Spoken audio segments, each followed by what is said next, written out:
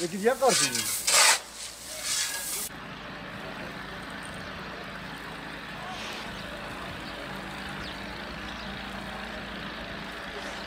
Tüm dünyada olduğu gibi ülkemizde de yaşanan kuraklıktan dolayı buğday, arpa ve mercimekte ciddi bir verim düşüklüğü yaşadık.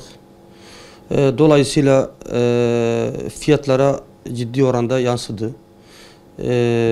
Doların da yükselmesiyle dışarıdan ithal ettiğimiz buğday fiyatlarında ciddi bir yükselişler oluştu. 2500 lira seviyelerinde olan buğday 5500 lira buldu. Mercimek 15 milyona kadar geçti. Arpa yine 3 katı artış göstererek 4300 lira, 4500 lira seviyelerini buldu. Buna paralel olarak yem fiyatları da aynı oranda yükseldi. Şu an için devletimizin TMO'nun eliyle bu fiyatlara müdahale ederek doların da düşüşüyle birlikte buğday fiyatları bir 4300-4400 lira seviyelerine kadar indi. Mercimekte bir 2 liralık düşüş oldu. 13 liraya kadar, 12 liraya kadar geldi. Mısır'da 4200-4300'den şu anda 3500 seviyelerinde. TMO'nun fırıncılara dağıtmak üzere un sanayicisine verdiği bir destek var.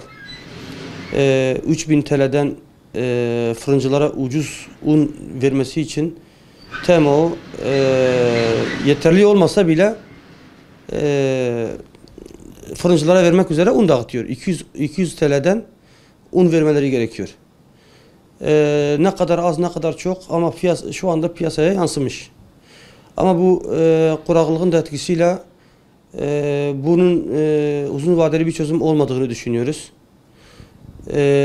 Onun için çiftçinin bu konuda ciddi bir anlamda desteklenmesini istiyoruz.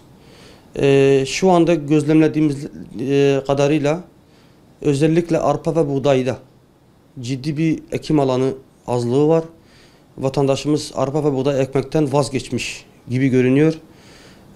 Bunun da sebebi yüksek gübre ve yakıt fiyatlarıdır. Yani vatandaş artık gübre alamayacak duruma geldi. Bunun için devletimizin özellikle çiftçilerimize ÖTV'siz, vergisiz yakıt ve gübre desteği vermesi lazım. Buğday ve arpa ekim alanlarının artması için çiftçimizin ekstra desteklenmesi lazım. Bunun bir dahaki yıllarda bunu yaşamamamız için çiftçiye çok bakmamız lazım. Çok üstünde durmamız lazım. Eğitimleri, gübreleri, yakıtları, tarımda bu konuda eğilmesi gerekir. Devletimizin özellikle tarım arazilerini korumak için ciddi bir seferberlik ilan etmesi gerekir. Çünkü hepimiz birbirimize bağlıyız. Özellikle yani çiftçi bu memleketin olmazsa olmazıdır. Biz bu sene onların kıymetini daha çok anladık. Enflasyonun ciddi rakamlara ulaştı. Gıda fiyatları ateş pahası oldu. Yani tamam, kuraklığın da etkisi var ama üretimde eksiklerimiz hala var. Üretimin artırılması için hala yapacaklarımız var. Özellikle sulu tarım, özellikle mevcut kanalların ek kanallar yapılması ve mevcut kanallarımıza da su bırakılması. Yeraltı ve yerüstü su kaynaklarımızı en iyi şekilde değerlendirmemiz için daha çok çaba göstermemiz gerekiyor. Hep beraber.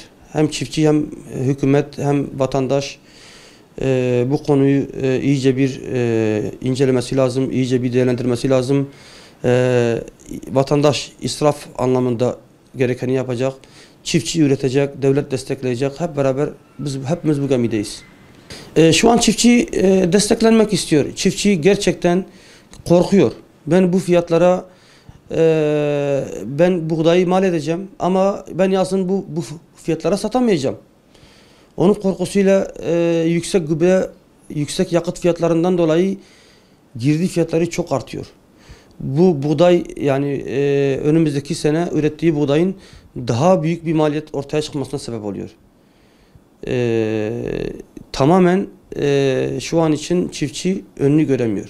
Çiftçi önünü görmesi için çiftçiyi destekleyip kesinlikle gübre ve mazot anlamında desteklenmesi gerekiyor.